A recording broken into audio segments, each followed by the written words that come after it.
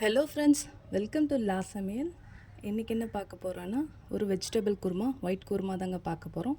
அதுக்கு தேவையான பொருட்கள் என்னன்னு பார்க்கலாங்க.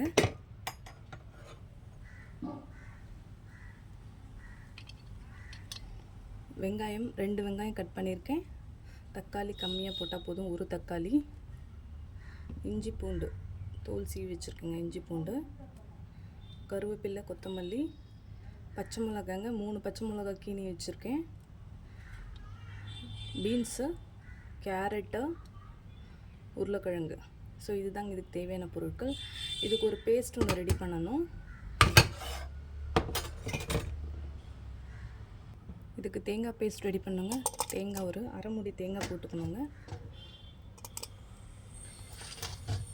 ஒரு 5 முந்திரி பருப்புங்க. ஒரு ஸ்பூன் வந்து உடச்ச கடலைங்க. ஒரு ஸ்பூன் வந்து சோம்பு. இது எல்லாத்தையும் நல்லா ஃபைனாக அரைச்சிட்டு வந்துடணுங்க. நல்லா நைஸாக அரைச்சிட்டு வந்துடணும். இப்போது எண்ணெய் ஊற்றணுங்க. ஒரு 3 ஸ்பூன் எண்ணெய் ஊற்றிருக்கேங்க. அதுக்குள்ளே இஞ்சி பூண்டு அரைச்சிட்டு வந்துடலாங்க. எப்போவுமே இஞ்சி பூண்டு ஃப்ரெஷ்ஷாக அரைச்சிங்கன்னா அது டேஸ்ட் அதிகம். ஸ்டோர் பண்ணியும் வச்சுக்கலாம். அந்த இதுவும் யூஸ் பண்ணிக்கலாம். இப்போ பட்டை, கிராம்பு, ஏலக்காய், கல்பாசி, ஸ்டார் எல்லாம் போட்டுக்கலாங்க.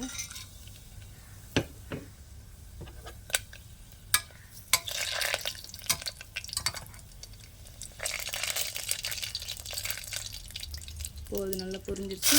வெங்காயம் ஆட் பண்ணிக்கிறேன்.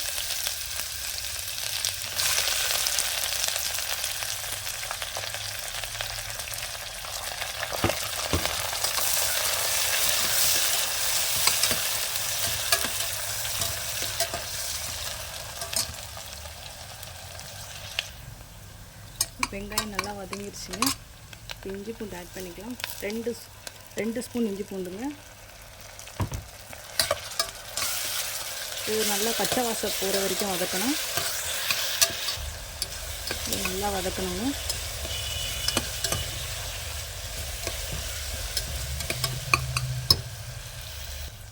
கருவேப்பிலை ஆட் பண்ணிக்கலாம். அதையும் நல்லா வதக்கிக்கலாம்.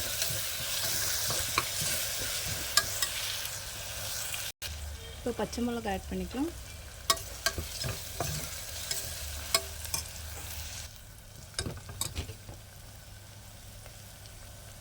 இப்போ தக்காளி ஆட் பண்ணிக்கலாங்க.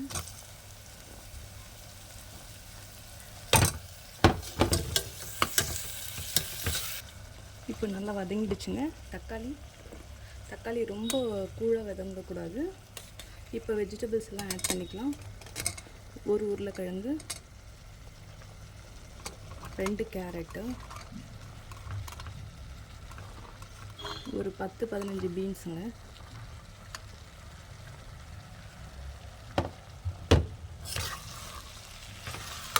இதை நல்லா அப்படி கிளறி விடணும்.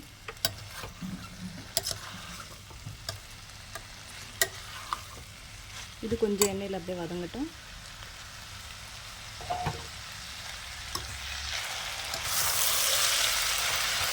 அவ்வளோதாங்க. இந்த அளவுக்கு வதங்கினா போதும். இப்போ நம்ம இந்த அரைச்சி வச்சுருக்கோங்களா, இந்த பேஸ்ட் எல்லாமே இதில் சேர்த்துடலாம். அரைச்சி வச்ச பேஸ்ட் எல்லாமே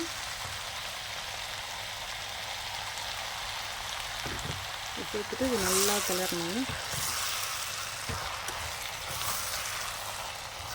அந்த மிக்ஸி ஜாரை வாஷ் பண்ணி அந்த தண்ணி வந்து இதில் ஊற்றணும், கழுவி. இப்போ இதுக்கு தேவையான உப்பு போட்டுருங்க. ஸோ இது அப்படியே கிளறி கொடுக்கணும். இன்னும் தண்ணி ஆட் பண்ணலாங்க.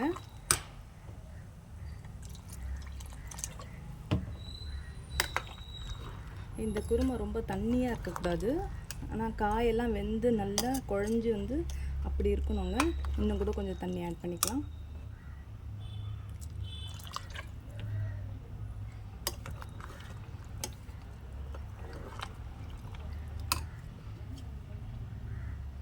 கொத்தமல்லி போட்டுடலாங்க. நீங்கள் உப்பெல்லாம் கரெக்டாக இருக்கான்னு செக் பண்ணிக்கோங்க. சப்போஸ் காரம் வேணும்னா இன்னும் 2 பச்சை மிளகாய் ஆட் பண்ணிக்கலாம். அவ்வளோதாங்க இந்த குருமா. இது வெந்த உடனே காயெல்லாம் கொஞ்சம் பைண்ட் ஆகிடும் இல்லைங்களா. ஸோ அப்போ வந்து கொஞ்சம் தண்ணியாக தெரியும். ஸோ அதனால் இந்த கரெக்டான கன்சிஸ்டன்சி இது போதுங்க. இது வந்து வச்சு ஒரு 2 விசில் வர வச்சிடலாங்க, மீடியம் ஃப்ளேமில் வச்சு.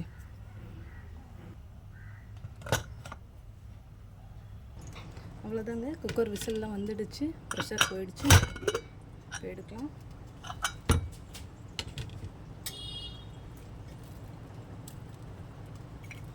மேலே கொத்தமல்லி தூவிட்டு மிக்ஸ் பண்ணிடலாங்க. பாருங்கள் நம்மளுடைய குருமா எப்படி இருக்குன்னு, செம்ம டேஸ்ட்டாக இருக்குங்க.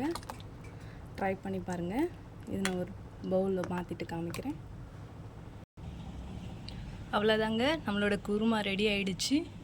நீங்களும் ட்ரை பண்ணி பாருங்கள். பிடிச்சிருந்தால் லைக் பண்ணுங்கள், ஷேர் பண்ணுங்கள், சப்ஸ்கிரைப் பண்ணுங்கள், மறக்காமல் கமெண்ட் பண்ணுங்கள், உங்கள் ஃப்ரெண்ட்ஸ் அண்ட் ஃபேமிலிக்கு ஷேர் பண்ணுங்கள்.